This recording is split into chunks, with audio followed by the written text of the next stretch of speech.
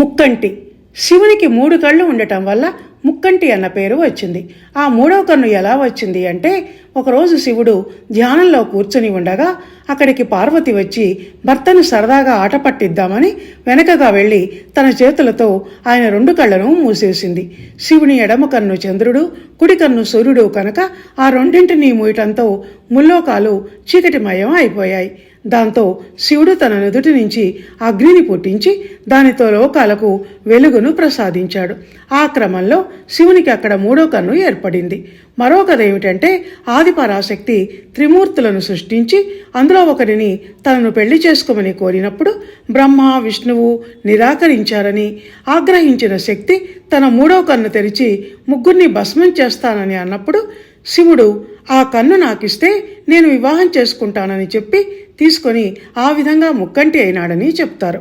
ధన్యవాదాలు.